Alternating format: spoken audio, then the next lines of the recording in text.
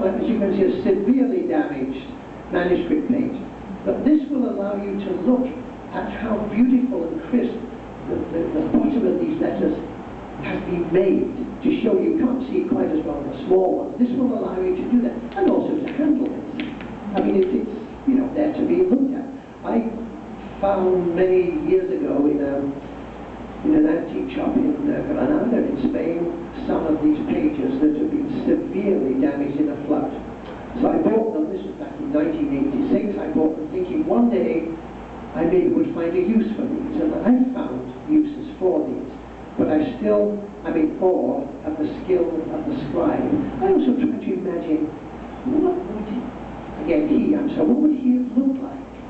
You know, you have this image in your mind. In Spain, he'd have brown eyes for sure. He'd have nice black hair. He might have, you know, looked like Johnny Depp or something. I mean, he was a real hunk, you know, Brad Pitt, and you know, Tom Cruise. Why couldn't he be? But there they were, stuck away in their little scriptoriums, making these beautiful letters. Much better, for instance, than being in a scriptorium maybe in northern Germany or something in the winter in a little stone hut, wind howling through. How awful. Spain, I'd go for the Spanish one. One thing I have been doing with these damaged ones is I've been using these pieces to create my own pieces. I just brought one example here where I try to incorporate this. Here, there's a tiny little panel you cannot see, but it's a very contemporary style that I'm using these days of calligraphy. It's based very loosely on an uncial form, but it's very personalized. So this is actually on a piece of reclaimed vellum from 1650, which is a very emotional thing for me to be doing. I'm a scribe, he was a scribe. We're both working on the same piece of vellum, except I'm many years later. And also then I've incorporated just a few letters from the original, so you have the juxtaposition of contemporary and modern and old and on the same vellum. I've actually taken this one step further. This is the first time ever. For me, this was an exciting moment. I knew I couldn't reactivate the black ink because it was burnt into the vellum. But I wondered about the red. So, with a quilt knife, I carefully scraped off some of these bits of red here, reconstituted it with water, and just at the top here, you'll see at the bottom, two little lines written in red. So I used the same red that the scribe used all those years ago. Maybe we use the same saliva, I don't know, but you know, like we do if we did. So that was for me a little breakthrough. I'm getting closer and closer to being where he was at the time. Then we come to the printed page I talked about. And the first one here is from 1569. It was a book that showed the work of many of the writing masters at that time. The book was produced by this man called Clément Perret. And another little human touch to this. The engraver for this was a man called Cornelius de Hooger, who was executed for treason in Delft in 1575. So this little piece of paper, if we pull it out of here, would have been handled by that guy, Cornelius de Hooger, all those years ago. And what an end to his life. I can't remember what he did. It was obviously something severe enough to be sentenced to death. And at the time this piece of paper here was printed, this very piece of paper, I had to do this for myself to put it in perspective.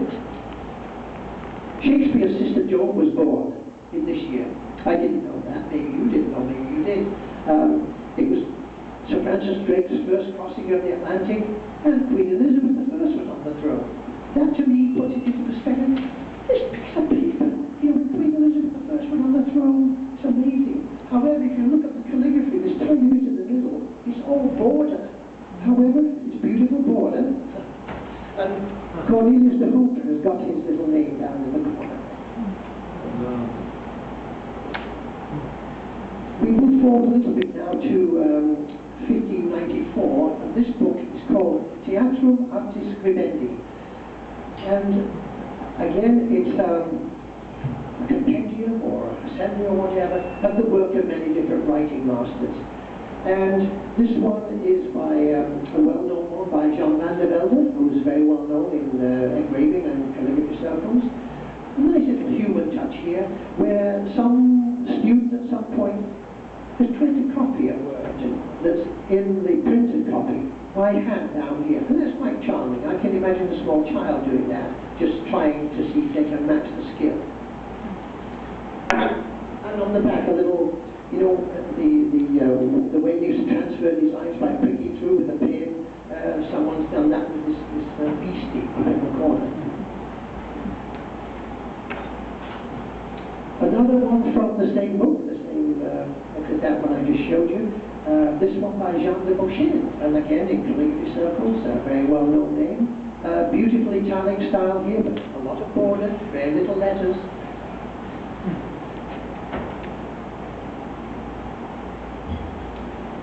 This intrigues me too. I don't know how you could set it up today, but on Christmas Eve in 1589, there was a writing competition. Now, I wonder how they marked or scored that.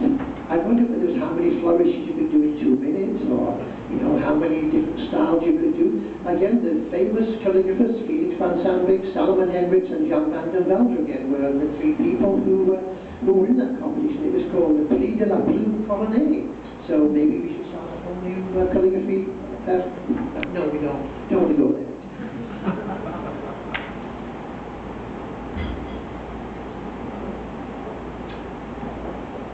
I finally have a piece here that was done by a woman. Isn't that nice? I think that is nice that we can at least celebrate that there were women scribes. This is again by Jodocus Hondius, who engraved this. And this one page here is by his sister Jacqueline, which is nice. The only time I've seen reference to a woman writing. I would say mistress, that's not right, is it? Writing master. In this book also there's a page by Jean van der Velde, who's from Holland, Hendricks, who's Dutch, Culioni, Italian, I believe it's a guy called Martin from England, and I'm not making this up, there it is. Must be 2 of us. I'm almost there, don't worry. This was the treasure. This is the book, or what is left of the book. Obviously the cover is not contemporary with inside. I think someone's written in pencil on the inside here, 17th century, so presumably this was rebound. Maybe that's the time when the pages were cut down. I don't know. I would never know. But this beautiful engraving of old Amsterdam right in the front, I mean, this in itself, I'm sure, would get some people's heart, you know, rushing, if you did something from Holland. The title page is quite beautiful. I mean, again, just elegant calligraphy. And I'm not going to show you every page, obviously, but they do go on and on and on. Beautiful things. Some of them absolutely exquisite. And I want you to come, as long as you don't perhaps lose the sequence there, because I got them in the sequence. Take them out, look at them. You'll never hear or see the names of these stars again in your life, because they don't exist anymore. And I don't think they should anyway. I mean, absolutely masterpieces of design and calligraphy and letter forms. The one thing that those of you, see, each of you will look at this maybe from a slightly different perspective.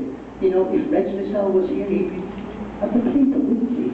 Any of you who've done any engraving, would look at the engraving. People who are interested in just letterpress printing or lithography will look at it from your perspective. I look at it from a calligrapher's point of view.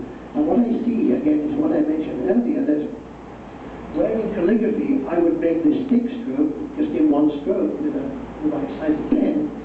The engraver can't do that, of course, it's working with a fine point.